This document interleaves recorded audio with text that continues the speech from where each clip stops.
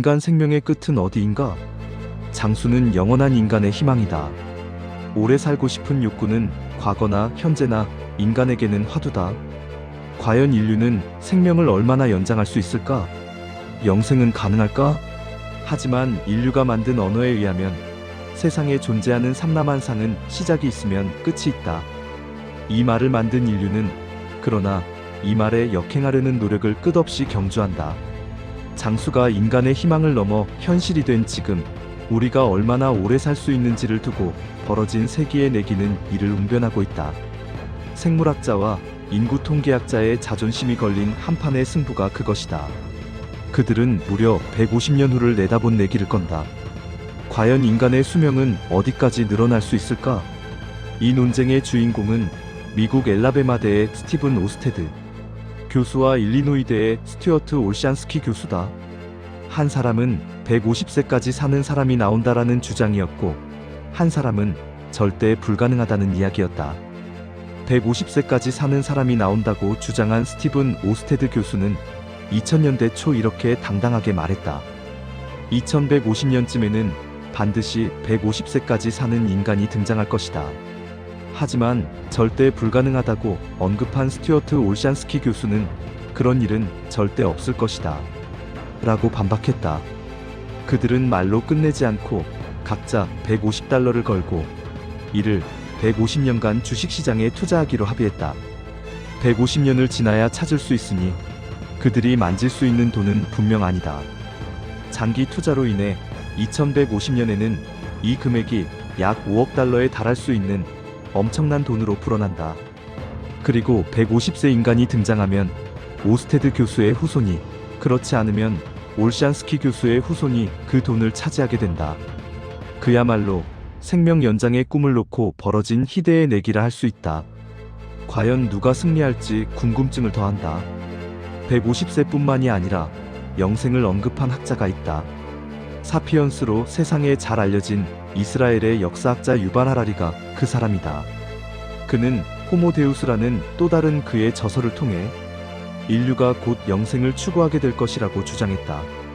그에 따르면 인류는 기근과 전염병, 전쟁이라는 세 가지 위협을 거의 정복했다고 진단한다.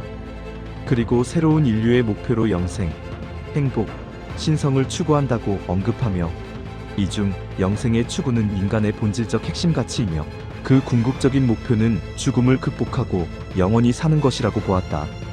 죽음조차 질병이라 말하며 이를 고칠 수 있다고 주장했다.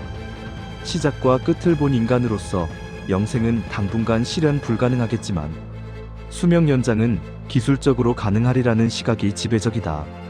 이처럼 거대한 생명에 대한 논쟁을 모두 믿기는 어렵지만 생명이 늘어나는 현상은 얼마든지 찾을 수 있다.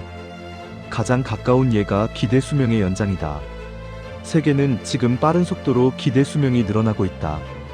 기대 수명이란 특정 시점에 태어난 영세의 출생아가 앞으로 생존할 것으로 기대되는 평균 생존 연수이다.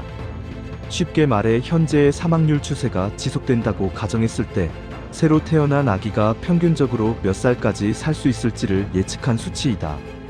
이것은 기대여명과 차이가 있다. 기대여명은 특정 연령의 사람이 앞으로 더 살 것으로 기대되는 평균 연수를 말한다. 인류의 기대 수명은 1950년 약 45.5세에서 2022년 약 73.0세로 크게 연장됐다.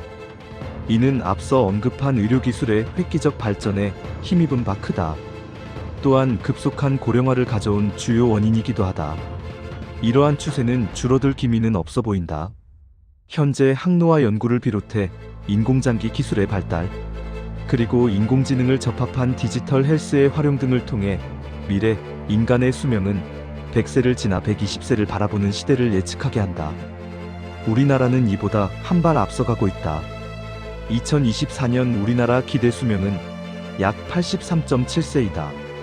이는 선진국 모임인 OECD, 경제협력개발기구 국가평균 약 81.5세보다 높은 수준이다. 세계 전체적으로는 약 10년 앞서 있다. 이는 통계적 추세로 입증되고 있다. 통계청 자료에 의하면 우리나라 1960년도 기대 수명이 52세에 불과했다. 1990년대 70세를 넘기더니 2010년 80세를 초과하기 시작했다. 팬데믹 코로나19 사태로 인해 추춤하기는 했지만 어림잡아 연평균 반년씩 증가한 셈이다. 이런 추세는 우리나라가 일본과 같이 장수국가로 발돋움하고 있다는 증거이다. 또 하나의 통계치가 수명 연장을 뒷받침한다. 100세 인구의 증가 추세이다. 세계적인 장수국가로는 모나코를 들고 난다. 전 세계적인 갑부들이 거주하는 모나코는 100세 이상 인구가 인구 10만 명당 949명이라는 압도적인 수치로 전 세계 장수국가들의 7배 이상의 수치를 보이고 있다. 하지만 인구 4만 명도 안 되는 나라를 장수국가라고 하기에는 다소 무리가 있다. 실질적인 장수국가로는 일본을 들 수 있다. 일본은 고령자 비율이 가장 높은 국가답게 인구 10만 명당 100세 이상 인구가 약 98명에 달한다.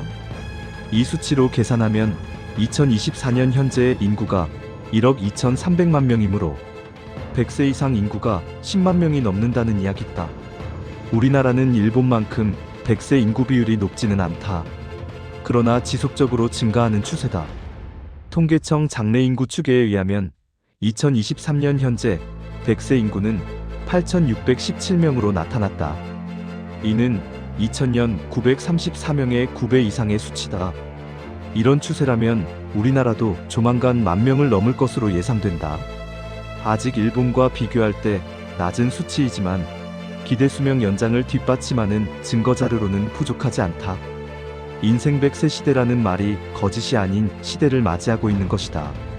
이쯤에서 우리는 인간 생명의 끝은 어딜지 되물어보지 않을 수 없다.